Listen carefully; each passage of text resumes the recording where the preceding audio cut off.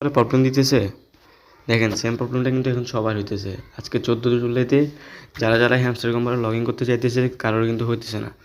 এখানে দেখেন web page not available এটা বাতাইতেছে, তারপরে তারা নিচে দিয়ে কি লিখছে, এরর নেম নট রিজলভ। অনেকে কিন্তু চিন্তা করতেছে যে এটা হয়তো স্ক্যাম, এটা হয়তো চলে গেছে, আমাদেরকে এতদিন মাইনিং করায় মানে এত কিছু করাই, তারপরে এরা হয়তো চলে গেছে, কিন্তু না, এটা স্ক্যাম করবে না, এটা এখনও যায় না, এটা আছে সম্ভবত, এটা যতটুকু সম্ভব এটা এখানে কোনো নতুন কোনো আসছে কি জানি বলে আপডেট আসছে, এটা নতুন কোনো কিছু করার চেষ্টা করতেছে। এটা কিন্তু আপনি চাইলে নিজে নিজে ঠিক করতে পারবেন না, এটা দেখবেন অটো ঠিক হয়ে যাবে।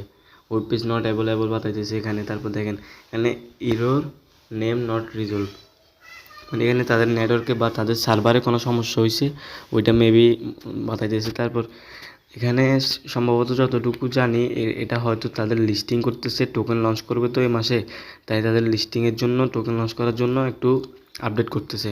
তো সম্ভবত সবাই এটা আজকে বিকেলের মধ্যে আবার পেয়ে যাবেন। তো দেখেন এটা কিন্তু স্ক্যাম হবে না, এটা হ্যামস্টার কোম্পানি কিন্তু স্ক্যাম করতেছে না।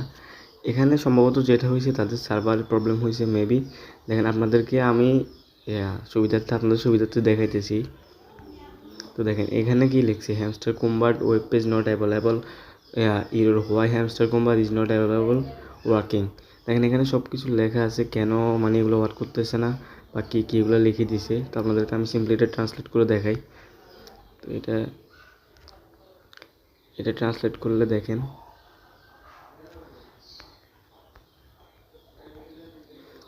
তারা এখানে কি লিখছে,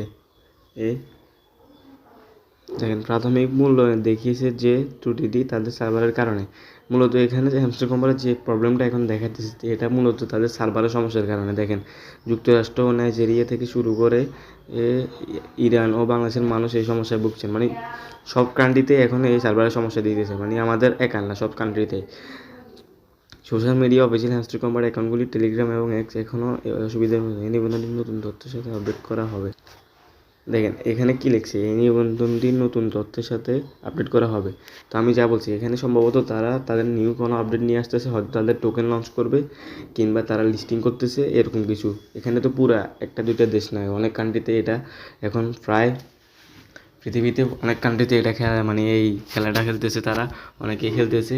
তো এটা তো পুরো একেবারে মনে করেন যে অনেক বড় একটা ওয়েবসাইট হয়ে গেছে, তাদের প্রায় 250 মিলিয়ন মতো প্লাস মেম্বার্স আছে এখানে। তো চিন্তা করেন এগুলো লিস্টিং করতে তাদের কতটুকু সময় লাগবে। তো এটা নিয়ে চিন্তা করার কিছু নাই, এটা সম্ভবত ঠিক হয়ে যাবে, বিকেলের মধ্যে সম্ভবত ঠিক হয়ে যাবে।